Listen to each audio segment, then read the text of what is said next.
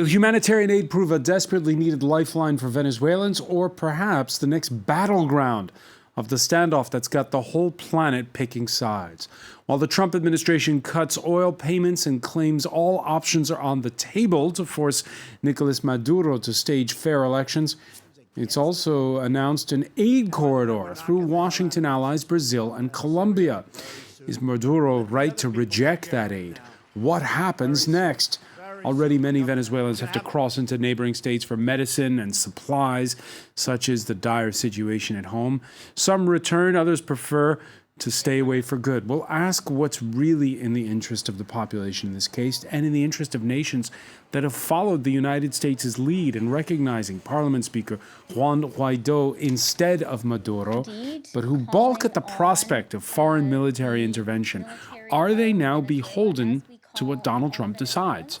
Today in the France 24 debate, Venezuela's spiral and its next battleground. With us, joining us is from New York City, Alejandro Velasco, who teaches modern Latin American history at New York University. Thank you for joining us.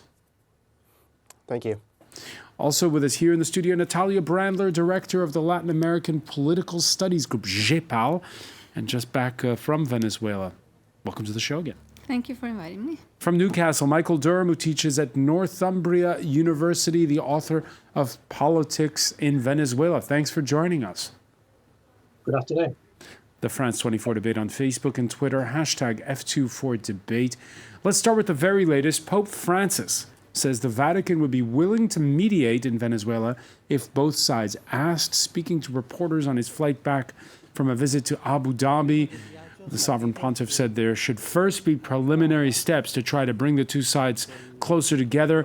The Pope confirming that Venezuelan President Nicolas Maduro had written a letter to him, but that he had not yet read it. Natalia Brandler, your reaction, the Pope as a mediator, would that be a good idea?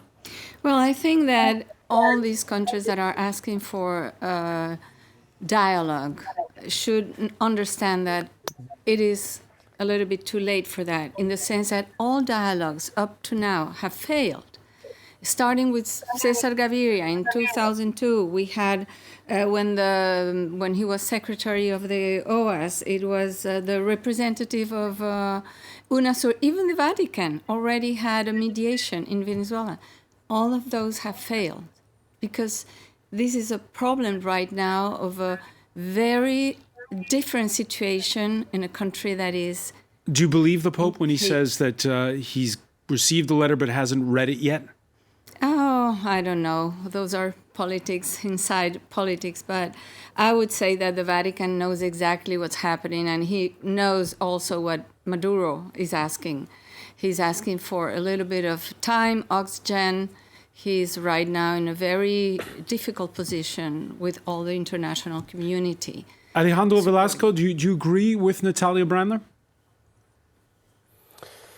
Well, I mean, I agree certainly that in the past, the Maduro government has used dialogue and negotiations as a stalling tactic to stay in power. But precisely because the dynamic right now is so different, it strikes me that the alternative to some kind of negotiated solution is even more escalation, which would only bring significant, a greater harm to the people of Venezuela.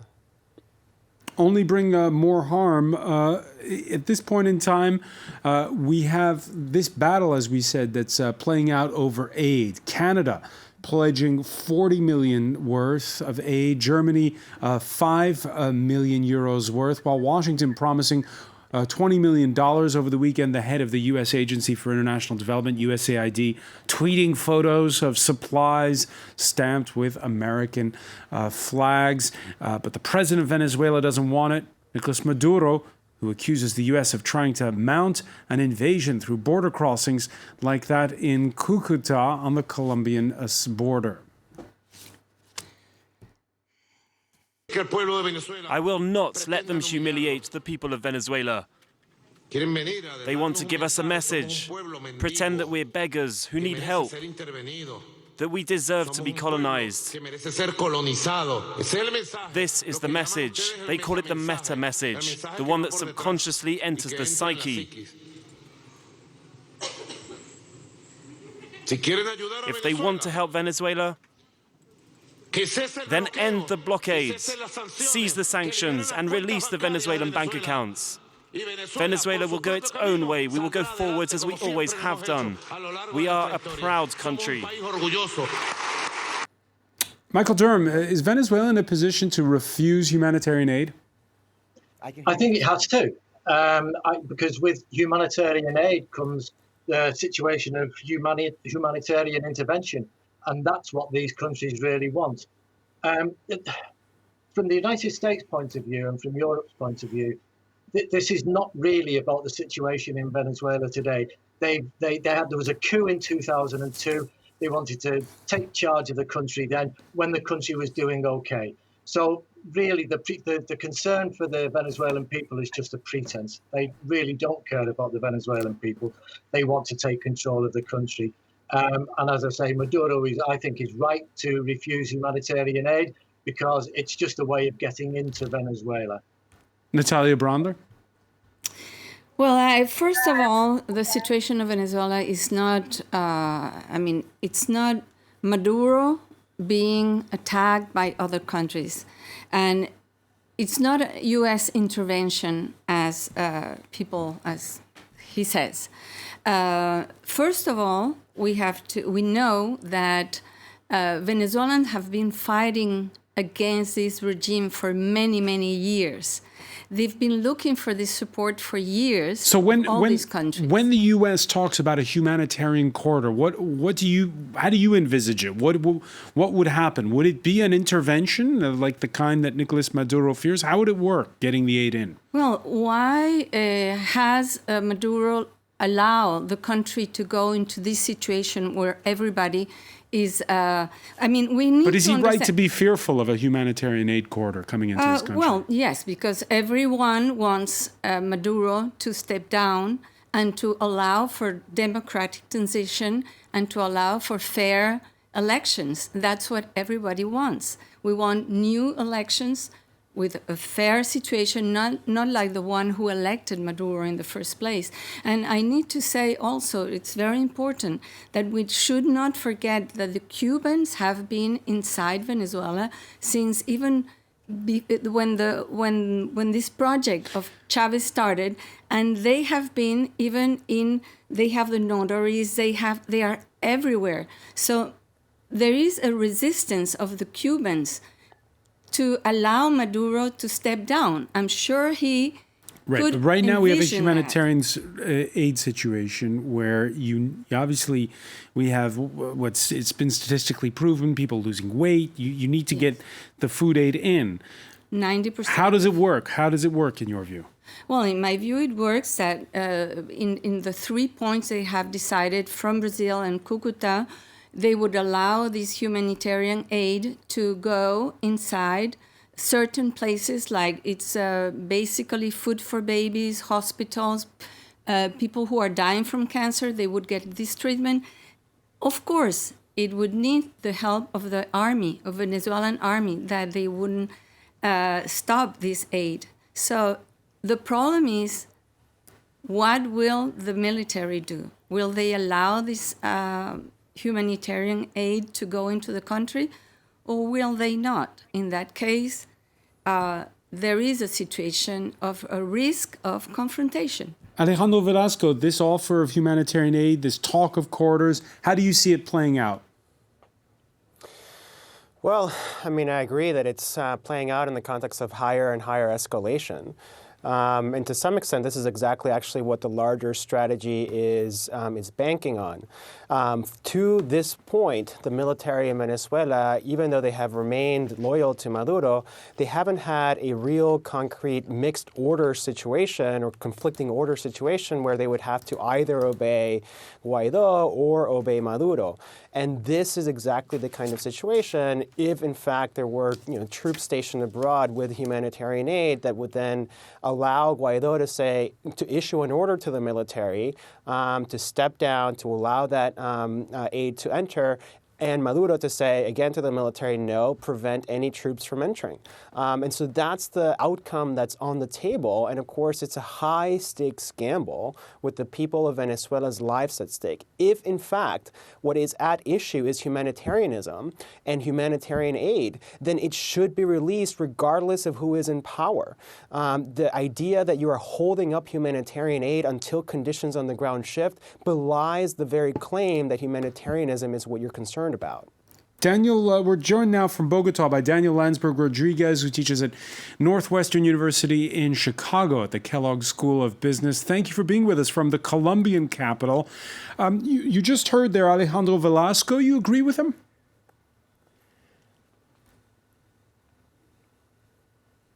Well, I'm just back. I joined late because my flight from Cucuta was delayed, where I've been spent about 48 hours in Cucuta, and the humanitarian situation there is abysmal.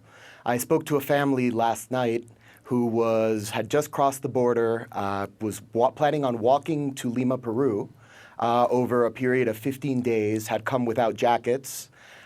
Didn't have shoes available, and Colombia is struggling greatly, as are Venezuelan NGOs, to try and prepare these people for that exodus. It's very, very difficult on the ground right now, both in Venezuela and at the border. You have hyperinflation, you have increased violence, and you have increased lawlessness. At this point, Maduro essentially has solid control over Caracas, some of the oil regions, but the government presence in much of the Venezuelan interior is essentially absent. So humanitarian aid, I think it's difficult to speak of humanitarian aid only in geopolitical terms, or to make the decision to send humanitarian aid a referendum on whether one likes or dislikes Donald Trump. The issue at stake here is that every day that goes on, more Venezuelans are becoming underfed. Many of them are dying due to the lack of medicines. Mr. Velasco is correct in bringing up that this does create a difficult situation strategically for Nicolas Maduro, who has said numerous times that there is no problem. That there is no economic crisis of his own making, and that anybody who tells you differently is either a CIA agent provocateur, part of some oligarch-aligned media elite. That's not the case. And what is important, I would say, at this stage, is that Maduro very soon is going to have to make a decision as to whether he allows aid to come in or he blocks it at the border, which will create a flashpoint in which the military might disobey. But do you take Alejandro Velasco's, does in fact allow it to come in? Daniel, do you take Alejandro Velasco's point that it's not humanitarian aid that Donald Trump has in mind when he makes that pledge?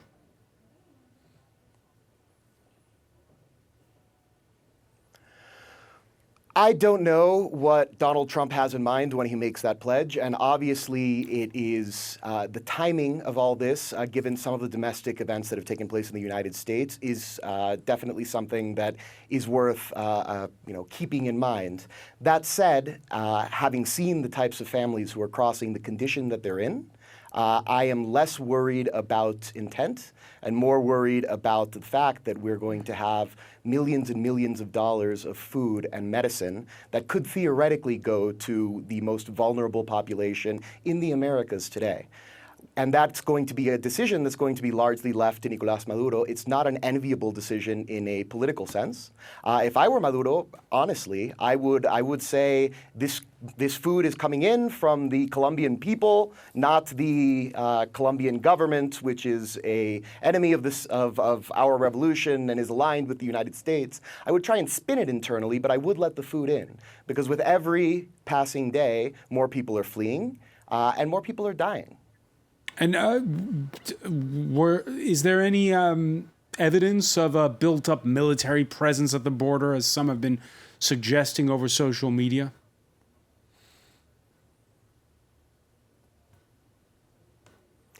Well, so social media has gone, there's been considerable amount of fake stories I was on the ground just now. There's no helicopters flying around. There's no tanks that are visible from the street. Many of those are old pictures taken in the past, which are now being recycled.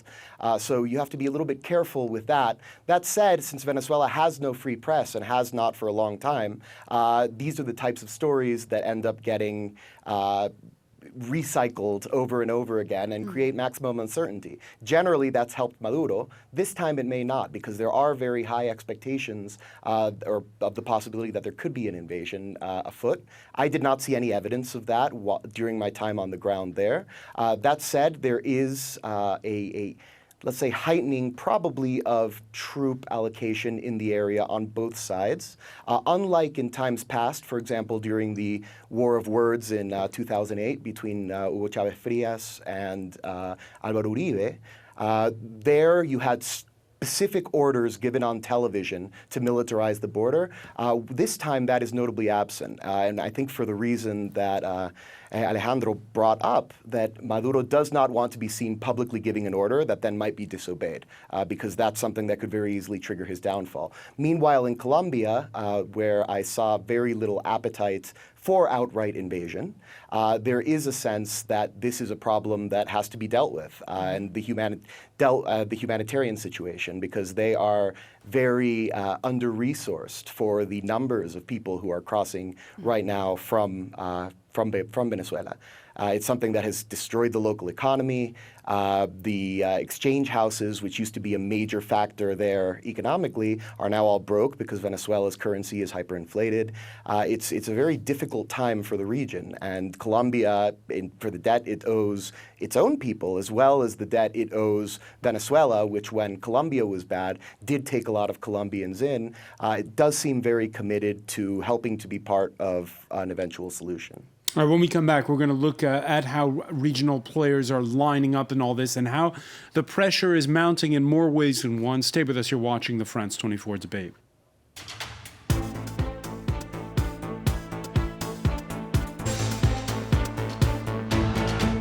Welcome back, or welcome if you're just joining us. It's the France 24 debate, and we're looking at the spiraling standoff between Venezuela's rival leaders, sub-foreign states lining up behind Speaker of Parliament Juan Guaido, while others standing by. President Nicolas Maduro. With us from Bogota, Daniel Landsberg Rodriguez, who teaches at Northwestern University and who's just back from the border between Venezuela and Colombia. From New York City, Alejandro Velasco, who teaches modern Latin American history at New York University, NYU. Welcome back as well to Natalia Brandler, director of the Paris-based Latin American Political Studies Group, GEPAL, under its French acronym. And Michael Durham, who teaches at Northumbria University, is with us from Newcastle, the author of Politics in Venezuela. We heard from Nicolas Maduro in part one. Let's hear from Juan Guaido, the Speaker of Parliament, or self-declared acting president, imploring the military to let that aid through, saying soldiers would, quote, be on the right side of humanity. And he also warned, while speaking to reporters on Monday, against letting the Maduro government itself handle deliveries of financial assistance through the country's development bank. They are trying to move money from Bandes, money that's in one of the accounts, to Uruguay. So we are calling on Uruguay not to get involved with this robbery. We are talking about $1 to $1.2 billion that they are trying to steal. Natalia Brandler, Portugal's Novo Bank has halted a transfer of funds by the government of Nicolas Maduro to banks in Uruguay. That's according to one of the legislators in Portugal. This answering, it seems, this appeal. This appeal, though, we don't have corroboration of it, that there's actually money being funneled to Uruguay, do we? Well, there's no firm proof of it.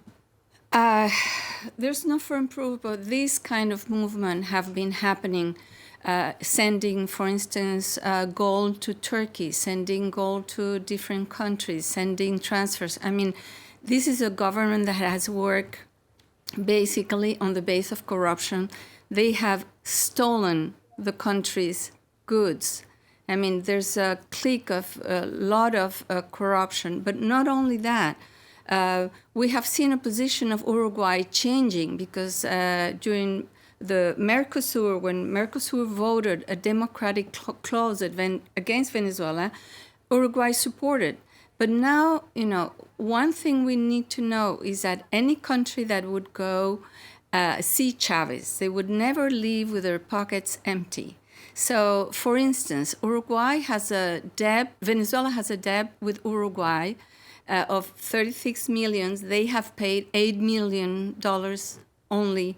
So we know there might be some interest in that sense. Also, they have internal problems of the Frente Amplio in Uruguay. Right. So all that makes that Uruguay hasn't taken the step of recognizing Guaido and might be helping Maduro to do this type of economic transfers. Michael Durham, your thoughts on the fact that now it's really escalating, what with the leader of the opposition urging that the cutting off of funds and countries, according to this one legislator in Portugal, responding. I mean, there have been so many points brought up over the last 15 minutes. It would take an age to answer them all. I think on this specific point about funds, this is just pure robbery. The Bank of England is holding gold owned by Venezuela and is refusing to release it. One of the problems is that the United States has said that banks and companies dealing with Venezuela will incur sanctions from the United States. It could even be that the CEOs or senior management would be taken to court in the United States if they ever visited there. And so Maduro is right when he says that we don't really need humanitarian aid. What we need is our money being freed up, and the governments and individual companies are allowed to deal with Venezuela. That's what Venezuela needs. That's what Maduro needs. I think Guaido talking to the military, first of all, he shouldn't be doing that because the military chain of command should be sacrosanct. Secondly, he's talking about the military as if it's one conglomerate. It isn't. You have the Air Force.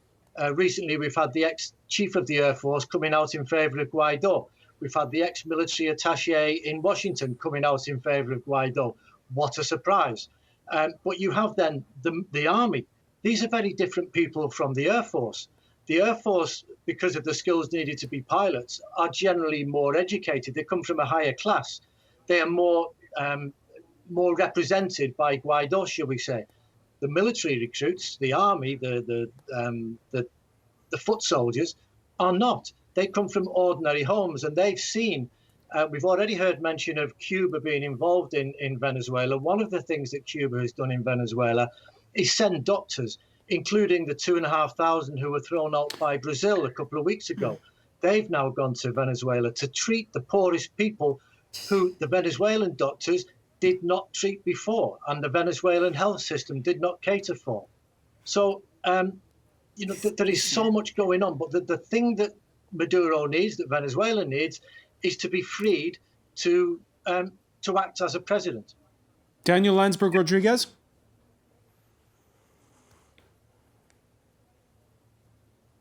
So it's difficult to know where to start, but I'll start with the point about the various branches of the military. It is true that there is a different type of attitude towards the government in various branches. But what differentiates the Air Force, I would say, really, much more so than more education, because military education is free in Venezuela, is less of a class distinction and more the fact that Venezuela, unusually for a country with as vibrant a narco-trafficking government as Venezuela has, moves most of its narco-trafficking and most of the drugs that leave Venezuela do not leave by sea, they leave by air. The Air Force is actually one of, I would say, the two branches of the military, one being the other being the Bolivarian National Guard, that Maduro cannot afford to lose. What helps him in that sense is the fact that these are also the branches of the military that have been most complicit, both with human rights violations and with the disappearance of the rents from the largest oil windfall in human history, which have now disappeared completely from Venezuela, leaving nary a penny in the till to pay international bonds, to pay for food imports, and has caused and precipitated the humanitarian disaster that Venezuela is living now. When it comes to the army, which is the most numerous branch of the government, or the most numerous branch of the military and the armed forces, the army is very scattered. It's very disorganized. There was a mention of a chain of command. There hasn't really been a coherent chain of command in Venezuela for years.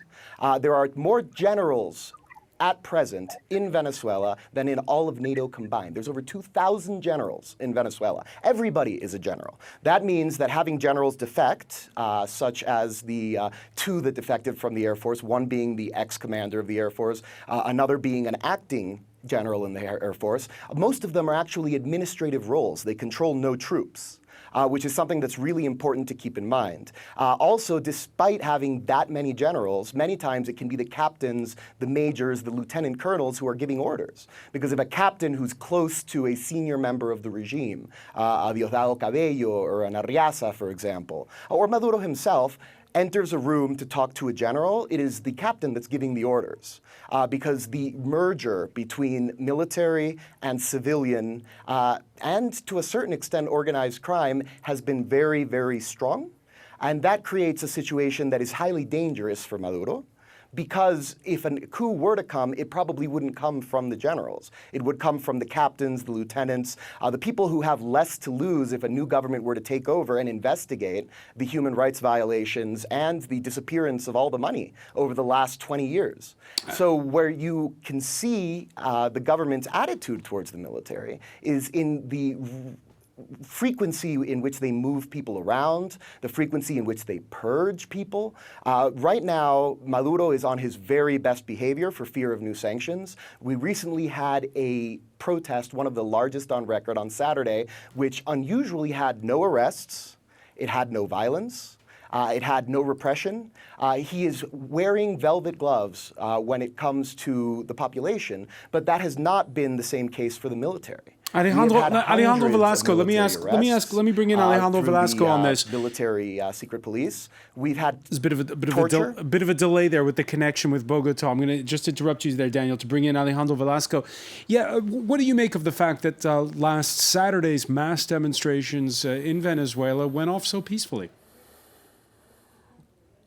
Well, I mean, to some extent, it was highly likely that that would be the case, in part because of what Daniel is saying, that it would be against Maduro's interests to precipitate any kind of outcome or to provoke any kind of situation that would give the international partners of Juan Guaido the reason, right, to then say, well, this is now why we have to, even more aggressively than we have already, intervene in Venezuela. And so partly I think that explains why you've seen such little lack of repression in these protests, although it should be said that there is repression going on, and it's not necessarily of the military, it's of popular sectors, barrios, who have been over the last 2 or 3 weeks really significantly taking to the streets to protest not necessarily questions that the opposition has long been raising. And that's one of the major failures of the opposition over the last 20 years. They just failed to connect with popular sectors. They've been protesting things like hyperinflation, like the lack of services, like the lack of food and medicine. And they're demanding some answers and some responses on the part of the government. And to the extent that the government doesn't respond for some of the reasons that we've been talking about, these sectors are rising up and they're being repressed. But cameras don't often go into barrios, and so it's those are the kinds of forms of repression that we don't really see. Now, this Tuesday, it's Donald Trump's State of the Union address in the United States. We've already gotten a flavor of what the U.S. president was likely to say about Venezuela. Nicolas Maduro, you have big problems. This is not like the other times. And you've made a terrible enemy in Donald Trump. Cuba's influence has driven Venezuela's failure. And the time has come to liberate Venezuela from Cuba. Alejandro Velasco, you wrote an op-ed piece in the New York Times where you said a winner-takes-all strategy undermines prospects for a peaceful transition in Venezuela. So how should the international community, how should the United States be approaching this? Let me just make this very clear, and I hope that I would get a response from Daniel. There's no way to mistake, in any sort of way, whether one tries to glean intentions or not, what the United States is doing in Venezuela as the democracy promotion or the promotion of human rights. If that were the case, you would see more talk about what's going on in Honduras, what's going on in Guatemala, which the United States has blatantly supported in similar conditions. So this isn't about democracy and human rights. This is about a larger regional play to reassert control over a hemisphere that it had lost control over the last 20 years of left-wing rule in Latin America. How should the international community respond? By seeing this for what it is, and to exactly as both Daniel and your other guest, I regret I forget her name, have been saying, to prioritize the humanitarian situation than to seek partners, like, for instance, perhaps the United Nations, to facilitate that humanitarian intervention, perhaps using some of the words that Daniel brought up, right? But to hold hostage humanitarian aid for a regime change strategy is the last thing you can call that is humanitarianism. Daniel Landsberg-Rodriguez?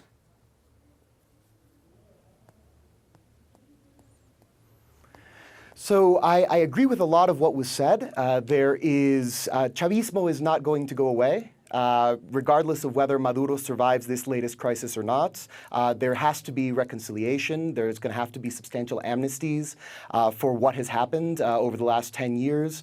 I'm a little bit confused as to the idea that the United States is holding this humanitarian aid hostage. My understanding is that at some point in the near future, trucks are going to go to the border with food and attempt to distribute that food.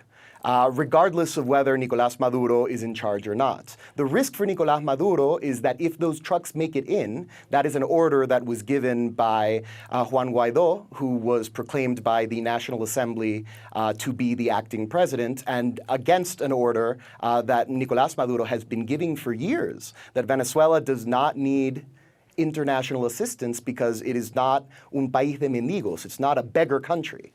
And to a certain extent, that is not just hubris. It has to do with the fact that the regime right now, especially in times of extreme scarcity, as Venezuela is looking at right now because of the sanctions, that's actually a boom time for the regime network of distribution, which tends to be very corrupt and which tends to be very much a private sector gig. It's not the government that's making the take. It's a way of enriching the people that Maduro needs. Because Maduro right now is at around under, I believe, 20% approval rates. But he has the military, most of it, and he has a lot of the people who've done well under the current system. And he has to keep those two groups happy, regardless of whether the majority of Venezuelans like him. If you have the military and you have the rich who are still in the country, you can hang on for a very long time. Insofar as the geopolitical rationale behind the United States' intervention now, intervention's too strong a word, but interest now in Venezuela, it's something that's been building up, and I do think that there has been domestic factors that have accelerated that interest. That said, with the government of Honduras, which was an example that Alejandro brought up, you have a channel of communications. The United States and the international community, which are affected by mass immigration from Honduras and by refugee crises from Honduras, have someone on the other side who will pick up the phone. And they may not do a very good job with it, but there is a possibility of an intergovernmental cooperation and coordination. That is not the state. That's not the situation in Venezuela, where the extent to which Maduro has attempted to shift blame from 17, 18 years of criminal mismanagement of the economy is now, as has long been the case, being used as it's an economic war. And Maduro, when there is a biography of him or a made-for-TV movie someday, I think a good title. Oh dear, we seem to have lost the connection there with Bogota. Natalia Brandler, we're running short on time, so I want to bring up the reaction of the so-called Lima Group. 11 of 14 countries in the region on Monday, they all conferred in the Canadian capital, Ottawa. They came up with this statement where they reiterate their support for a peaceful transition through political and diplomatic means without the use of force. Now, that's different from Washington saying all options are on the table. What do you think of that Lima Group, that Canadian position, if you will? Well, nobody wants a war, nobody wants violence. And what they are saying is that we need a transition, and with that transition, we need election. After the transition, we need elections. The problem is, how do we get into that democratic transition if Maduro is not willing to step out? And he's not willing to step out because he wants to hold on to power because there's so many interests at stake. But the truth is he was not legitimately elected, and there is the time now with all these countries asking for a transition, and I think they're sending a clear message. The problem is, will Maduro accept? And that is a problem. I just want to say one thing. We all are very worried about United States intervention, and nobody talks about, and I say, and I reiterate this theme about how much interference in Venezuela and meddling into internal politics Cuba has done for the last 18 years. So, yes, we need support from other countries for a democratic transition in the country. Michael Durham, here on Monday, you had the likes of France and Spain stating that because Nicolas Maduro failed to announce early presidential elections, they too were turning towards Juan Guaido. Your thoughts on Europe's position? Who are they to lecture Venezuela? Europe is in a state of absolute chaos at the moment, especially with my own government. They've got no reason to involve themselves in Venezuela.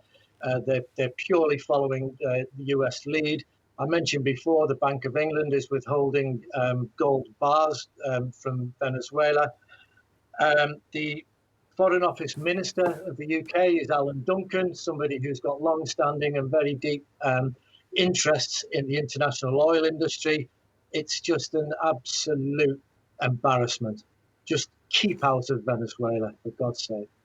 There's the likes of Italy wavering. Others further east are more outspoken, by the way, when it comes to Europe's turning against Nicolas Maduro. We now know what the EU is. What kind of a democracy do they want? On one hand, they say democracy, democracy, democracy, and ballot box, ballot box, ballot box. And on the other, they want to overthrow an elected government through violence and ruse. Alejandro Velasco, in 30 seconds, because we're out of time. Your thoughts on when you hear the president of Turkey speaking on the way the planet is lining up for one side or the other? Well, I mean, obviously, Turkey has significant interests. I think Natalia mentioned that, gold has been shipped to Turkey in exchange for goods and services. So that is not surprising. I think in terms of the larger question of alignments geopolitically, just one has to be very skeptical and always try to prioritize what is actually happening on the ground. Let's not treat Venezuela and Venezuelans as a means to an end, right, to a larger end. What we need to make sure to always hold central in these conversations is what would be best for the Venezuelan people right now. That's what we need to focus on. And that'll be the final word. Alejandro Velasco, many thanks for joining us from New York City. I want to thank as well Michael Durham in Newcastle, Daniel Landsberg Rodriguez in Bogota, Natalia Brandler. Stay with us. Media Watch is next.